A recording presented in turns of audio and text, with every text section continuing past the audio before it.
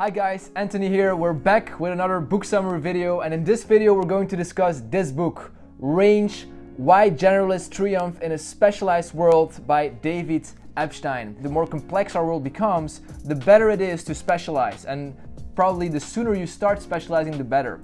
But is this really true? In this video we're gonna look at 5 key takeaways from this book, so I hope you're ready and we're gonna dive straight into them right now. So let's go. Takeaway number 1. Specialists get better with experience in a kind learning environment. In a kind learning environment, patterns repeat over and over, and feedback is very accurate and usually very, predictable. For example, take golf. You have your swing, you have a certain set of procedures in golf, which makes it very, straightforward to improve. So the learning environment is called kind because the learner improves simply by engaging in the activity and trying to do better. On the other hand, you also have more complex learning environments. Epstein calls these wicked learning environments, okay? And in a wicked learning environment, the rules of the game are often unclear or incomplete, and feedback might be, very confusing. Take, for example, the stock market. It's something very unpredictable. There's so many variables involved, like the economy, politics. In these kinds of environments, it's pretty hard to specialize because it's so dynamic, it's so complex that the ability to integrate broadly or have intellectual breadth or range in these kinds of learning environments is much better than specializing, okay? The author argues that, most people think that all life domains are like kind learning environments, but as we, grow older in this world, the world's getting more complex, it's getting more interconnected. So, we're moving towards more wicked learning environments. So we have to prepare for that, and we have to, take a little bit of a more generalistic approach to handle all that.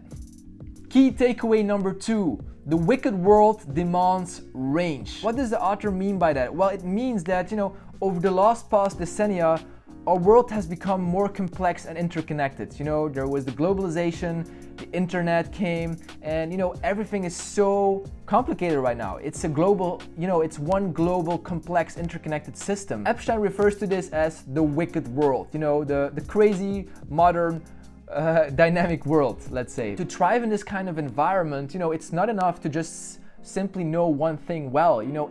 Knowledge is a common good. So the author says that to thrive in this kind of environment, humans need the capacity to, think broadly or have a capacity for abstraction and an ability to connect ideas across contexts. This is what he calls range or intellectual breadth. Modern work demands knowledge transfer, the ability to apply knowledge to new situations and different domains. Our most fundamental thought processes have changed to accommodate increasing complexity and the need to derive new patterns rather than rely only on familiar ones. There's actually scientific evidence that, our world is getting more complex. We can see this when we compare IQ tests throughout the 20th century. People are getting better or having better scores at IQ tests throughout, I think, like 100 countries over generations in the 20th century. So it might indicate that human beings are getting better at extracting rules and patterns when none are given. This is basically why we have to cope or learn how to cope with the wicked world and have a more generalistic approach, because it's getting more abstract, it's getting more complicated, and we need to cope with this. And having range or having intellectual breadth can definitely help with that. Takeaway number 3.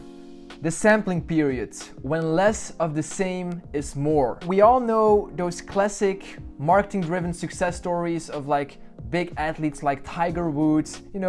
They specialized early, they had a head start on everyone. Tiger Woods played golf when he was, started golf at a very young age and became wildly good in his field. That's a classical marketing-driven success story. But most of these stories are told that way because it is supposed to sell something. Especially Nike is very good at using these stories because, they help them sell their products more easily.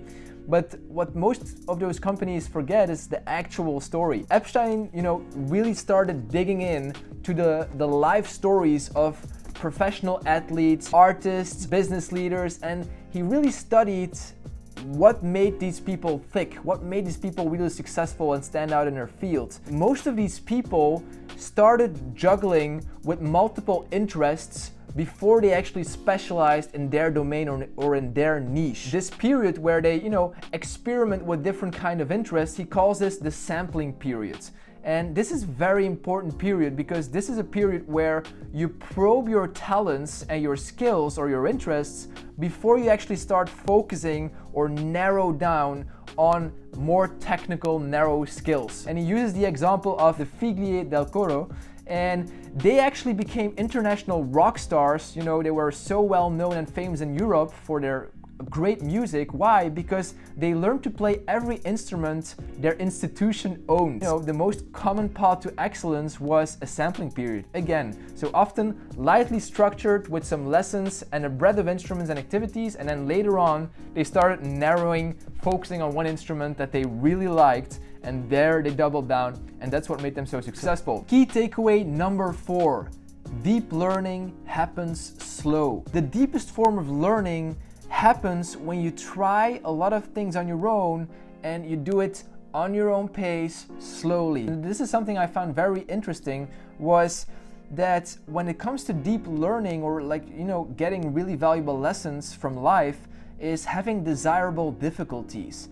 And desirable difficulties are obstacles that make the learning more challenging, slower and more frustrating in the short term, but better in the long term, okay? So you have to have a hard time learning something to actually really make it stick in your brain as a key valuable lesson. He calls this the hypercorrection effect. And the hypercorrection effect states that the more confident the learner is of their wrong answer, the better the information sticks when they subsequently learn the right answer.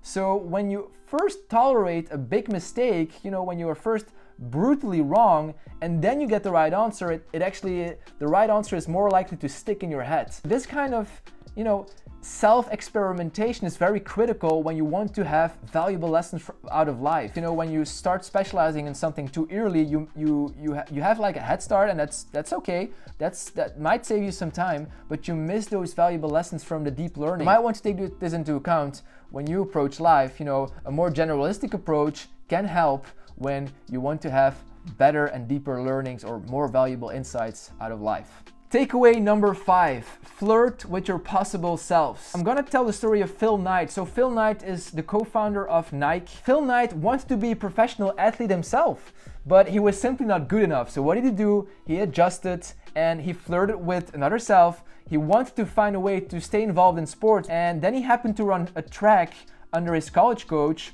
who tinkered with the ideas of shoes.